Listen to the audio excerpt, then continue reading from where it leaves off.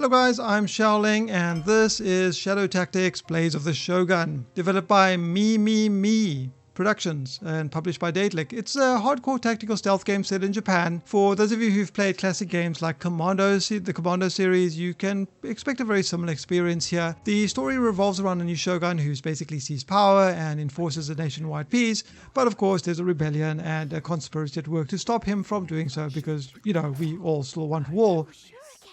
So he basically hires 5 specialists who specialize in assassination, sabotage, and espionage to deal with these uprisings and these kinds of problems. The game plays out across 12 large levels, each having multiple objectives and ways in which you can approach them, giving you a combination of these 5 characters. Each stage gives you a different combination. Unfortunately, you don't get to choose who you're going to be using, since the selections are based around the story progression in the game. Now you may be thinking that 12 levels doesn't really sound like that much, but let me assure you that it's plenty. I've played around 27 hours of the game and I'm on the final stage now, so I can imagine I'll easily get to around 29 hours or so by the time I finish the game. The first run through of any of these stages is likely to take you more than an hour, and the stages get more and more complex as you progress through the story, introducing new mechanics like nighttime, so of course the light works differently, and snow, where the guards can follow your footprints as well. So more and more things that you have to take into account in order to get through the stage. Not to mention that each of these stages has a different number of challenges that can be completed, so will require probably more than 2 playthroughs in order to get through all of them. There's time-based challenges and finishing each stage on hardcore. These are found across all of the stages, but some of the other challenges are specific to each stage, like not killing any civilians or completing your objective in a different way or killing your target in a different way, and so on and so forth. So as I alluded to earlier, the game, this is a tactical stealth game, so each of these 12 stages is basically littered with enemy patrols and civilians, some of which are stationary, others walk or patrol along set paths. If the civilians see you, they're going to report it to the guards. If the guards see you, they will shoot at you with their buckshots, and the guards, if they see anybody unconscious or dead, civilian or otherwise, they'll raise the alarm, which will bring more reinforcements onto the map, making your life significantly harder. Of course, on each stage there are locations to hide. You can swim underwater, you can hide in the bush, you can hide inside certain of the buildings in the game. And if you're not on the same plane, so if the guys walking around on the ground floor and you are on the roof, they won't see you either.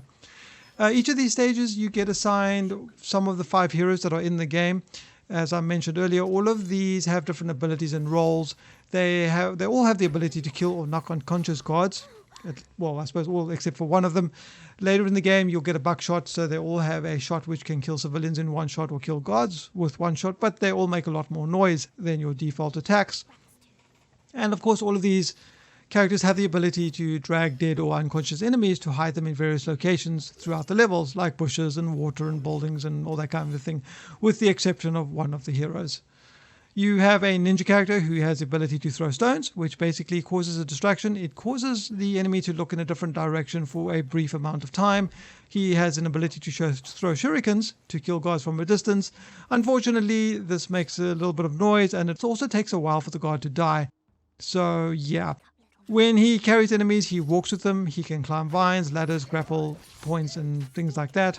You have a young girl by the name of Yuki who has a flute, which she can lure guards to the location where she blows the flute, but can also put a trap down which will kill anyone who walks over it. When she kills enemies, though, she drags them because she can't carry them.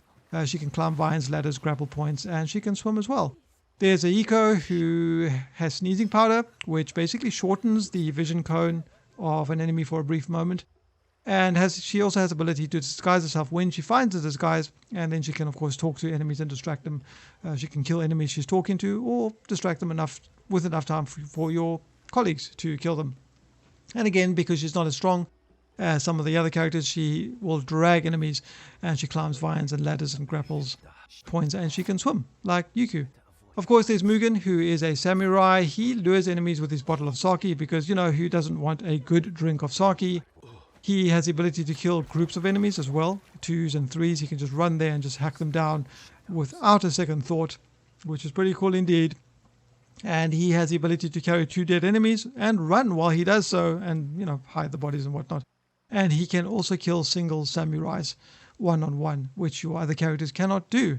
Unfortunately, because of his heavy armor, he can't swim, he can't grapple, and he can't climb vines, so he's restricted to using ladders and stuff when you play through these levels. And then finally, there's an old guy who has a rifle with a few shots that he can kill enemies from a long distance if he has line of sight. He has a small pet by the name of Takuma who is able to walk around and kind of do a similar thing that the Saki does. It makes a lot of noise, and of course the guards will go over to it and start petting it and go, oh, nice cute little pet, which allows you to sneak up behind them and kill them.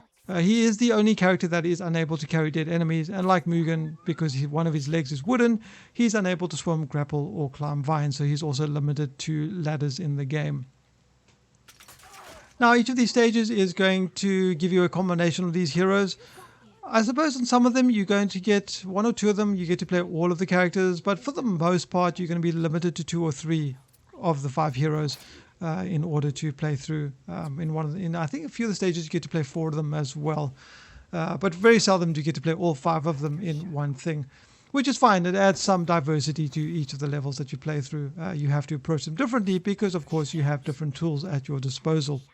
So there are 3 types of guards in Shadow Tactics. All of them behave differently. For example, a normal guard can be lured by Mugen's sake bottle or by the flute, and they'll come and investigate.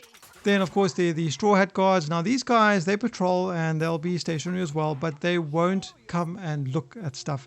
Their view cones can be distracted with stone throws and things like that, but they will never leave their patrol route and they will never leave their position. So you basically need to find a way to work around these guys. And then finally, there are the Samurai. These are the toughest of the guards in the game, and like the Straw Hats, they can't be lured out of position. They're not easily distracted, or at least not for very long. They can't be killed by Yuki's traps, and they can kill by Mugen one-on-one, but if you do want to try and kill them with any of your other characters, you'll essentially have to use 2 of your characters. One will have to shoot them with a buckshot to stun them, and then the other one is going to have to kill them, and that's going to require some teamwork. Now, each NPC has a vision cone in the game. These vision cones are divided into 2 sections, the light green section and the darker green section with lines through it. You can enter into the darker section while crouched and not be seen. So all the characters that can actually drag enemy bodies are able to drag them through these darker areas without being detected. And of course, if an enemy is dead, when I say dead, I mean lying on the ground within this dark section, they won't be noticed either. But if an enemy is standing in this dark section and you try to kill them, then you will get detected as well. So you are going to have to juggle between who's going to be moving bodies around and how you're going to kill them and how quickly. Oftentimes you'd have to throw a stone to distract one guy's view, and then as he begins to turn back, you'll use the sneezing powder, which will shorten his vision cone, which will give you enough time to throw a star at somebody, have him die before the vision cone gets back to the guy that you're killing. I hope you guys are following me there. If you enter the light green section of the cone begins to fill up in yellow, so you have some time to get away, to hide in a bush, to hide around a corner and whatnot. But the moment that yellow part of the cone reaches you, the alarm will sound and the guards will attack you and reinforcements are going to come on site. But even getting seen in Shadow Tactics doesn't mean that it's the end of the game. It's not a failure state. It just means that you'll take some damage, because normally when the guards see you, they'll start shooting at you. You'll take a few health points of damage, but you can still get away. But then you're going to have to contend with a whole bunch of new reinforcements that are going to be present on the map. Each of the characters does have a bandage, which can heal you for 1 or 2 points of health as well. Depending on the stage, sometimes you get more bandages and whatnot. It's not something that I would encourage you having to use. There were a few stages where I had to use bandages, but I think for the most part, avoiding getting seen and attracting reinforcements is usually the better option. So each stage is essentially like a puzzle. You'll have to observe and learn the guard patrol patterns, where the straw hats are, where the samurais are, where they look and when they look there, and also where all the civilians are walking around and looking. You're going to have to try and work out the pattern and try and work out which is the best way to approach this particular area in the game or a particular stage. There's almost always going to be someone's vision cone covering the guy who you want to kill. So for me, it was a process of finding the guy who I could take out without getting seen, and then moving to the next guy I could take out without getting seen, until I could kill the guy that I needed to kill to move my guys into the objective location.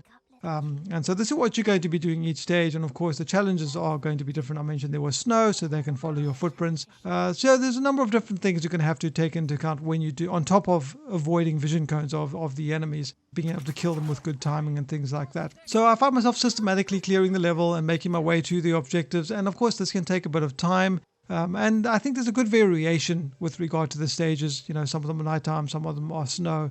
So there is another feature called shadow planning where you press shift, you go into planning mode, and in this mode you can assign one command to each of your heroes, which you can then press enter to activate them all simultaneously, or you activate it per hero one at a time depending on what the situation is.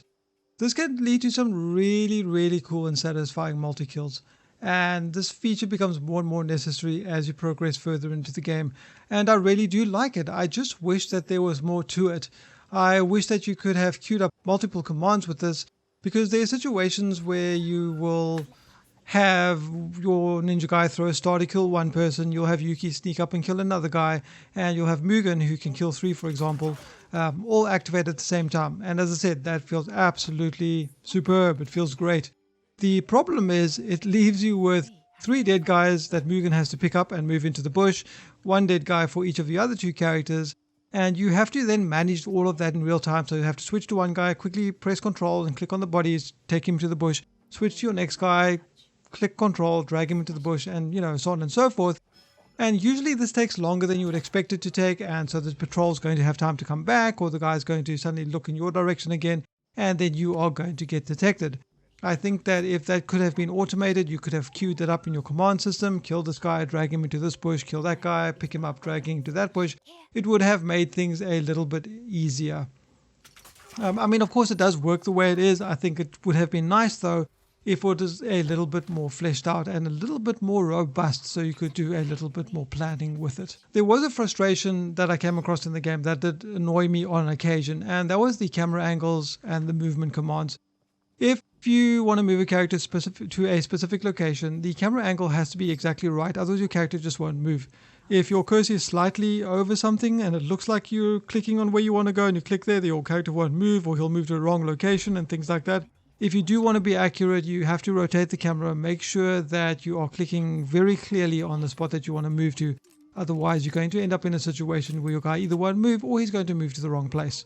So that's something you have to keep in mind, and it led to a few frustrating moments. Also, if you click on a roof or a ledge and you want to go down to the ledge below and there's a ladder in between, your character won't automatically go there. You have to actually click on the grapple or the ladder or the vine in order to climb down it, which is a bit odd. I would have thought the character would automatically go, oh, there's a ladder there, let me, sort of climb down it. So it adds that extra level of micromanagement that you have to do. I do want to say, though, that none of these are game-breaking issues. I never had any crashes and I never had any major bugs.